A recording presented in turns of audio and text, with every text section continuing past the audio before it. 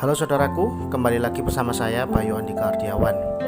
Pada kesempatan ini saya akan membagikan materi atau edukasi berkaitan dengan macam-macam gelombang otak. Pikiran kita tidak semerta-merta seperti yang kita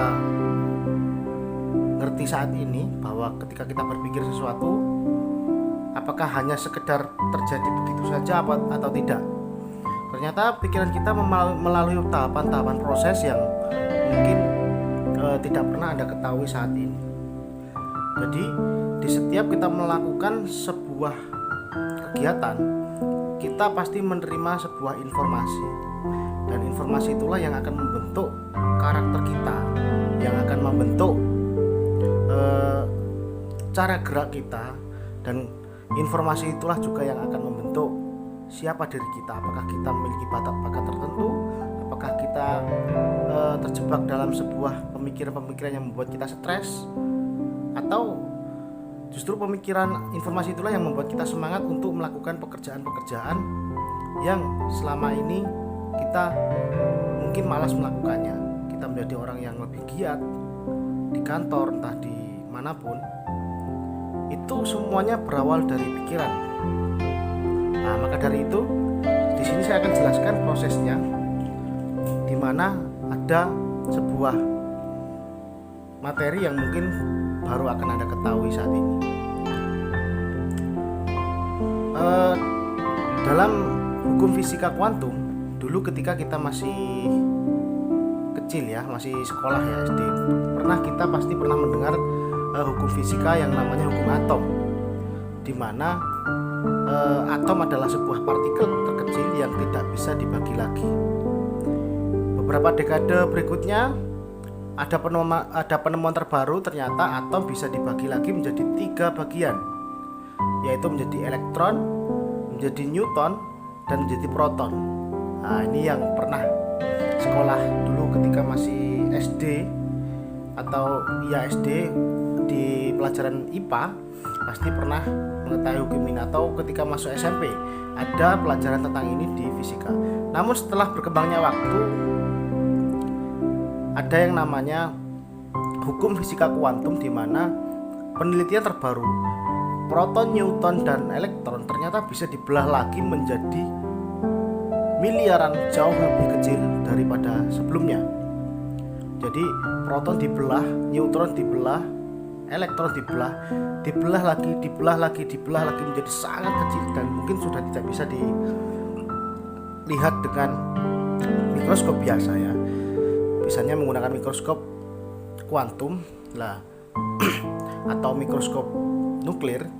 Jadi partikel yang terkecil tersebut yang mencapai dasar paling kecil itu dinamakan sebagai energi, atau bisa dalam bahasa ilmiahnya quantum energy. Jadi semua yang ada pada dunia ini, benda material baik hidup maupun mati, berawal dari sebuah energi yang tersusun sedemikian rupa hingga terwujudlah sesuatu berbentuk benda maupun berbentuk makhluk. Tentu kita perlu pahami dulu bahwa setiap benda yang diciptakan oleh Tuhan Yang Maha Esa merupakan kumpulan-kumpulan energi yang sudah tersusun rapi sehingga menjadi sebuah satuan bentuk. Namun kali ini saya tidak membahas tentang itu lebih jauh dulu. Saya lebih ingin memberitahu bahwa sebenarnya otak kita pun setiap kita melakukan aktivitas berpikir, otak kita memancarkan sebuah frekuensi gelombang energi. Sekali lagi, ketika kita berpikir sesuatu, memikirkan sesuatu, otak kita memancarkan frekuensi gelombang energi. Dalam dunia neurologi ada macam-macam nama gelombang tersebut. Saya jabarkan satu persatu. Yang pertama adalah gelombang otak beta. Beta adalah gelombang otak di mana kita masih pada taraf sadar. Jadi ketika kita sedang sadar 100%, ketika kita sedang beraktivitas seperti Anda mendengarkan video ini, lalu Anda bisa sambil makan cemilan, Anda bisa sambil nonton TV, itu berarti Anda sedang mengalami fase di mana gelombang otak Anda masih gelombang otak beta, yaitu gelombang otak sadar. Gelombang otak sadar kekuatannya hanya sekitar 12%. Lalu yang kedua, ada gelombang otak lagi. Ketika gelombang otak turun, maka frekuensinya akan naik. Sekali lagi, ketika gelombang otak kita turun, maka frekuensi energi yang terpancar dari otak justru malah naik. Setelah kita mengalami gelombang otak beta, ada yang frekuensi lebih rendah lagi, yaitu gelombang otak alfa. Apa itu gelombang otak alfa? Gelombang otak alfa adalah gelombang otak rileks, di mana fokus Anda mulai menurun, tetapi energi Anda atau frekuensi otak Anda justru malah semakin naik. Gelombang otak alfa adalah gelombang otak ketika Anda fokus. Contoh, ketika Anda menonton televisi, ketika Anda menonton drama Korea mungkin. Nah, mata Anda akan terfokus pada televisi tersebut dan otak Anda akan fokus ke serial sepak bola. Anda terfokus kepada orang yang menggiring bola tersebut, dan ketika orangnya mencetak gol, Anda otomatis akan teriak gol. Nah, itu adalah fungsi daripada gelombang otak alfa atau cara kerja dari gelombang otak alfa. Gelombang otak alfa ini memiliki tingkat fokus yang lebih terkerucut. Kalau di gelombang otak sadar beta tadi, kita bisa naik motor sambil dengerin musik, sambil mungkin sambil ngobrol. Tapi kalau di gelombang otak alfa ini fokus kita mengerucut. Jadi yang tadinya fokusnya jadi 10 target atau subjek, di gelombang alfa ini kita hanya fokus ke mungkin 3-2 subjek saja. Kita hanya fokus kepada 3 materi atau 2 atau 1 bentuk objek aja. Lalu di bawah dari gelombang otak alfa ini ada yang lebih rendah, yaitu gelombang otak theta. Nah, gelombang otak theta inilah yang sering kita sebut sebagai alam bawah sadar atau pikiran bawah sadar. Gelombang otak theta berisi gudang memori, berisi emosi, berisi kenangan-kenangan, berisi berisi kekuatan potensi dari dalam diri, dan juga berisi mindset maupun program-program pikiran yang ada dalam tubuh Anda, yang ada dalam diri Anda. Anda dicetak menjadi orang yang pesimis atau menjadi orang yang optimis, itu tergantung mindset yang sudah terprogram yang ada di gelombang otak theta. Di bawah gelombang otak theta, gelombang otak theta tadi adalah gudang memori. Dia memiliki kekuatan yang sangat luar biasa, di mana kekuatannya hampir 80% daripada seluruh kekuatan pikiran.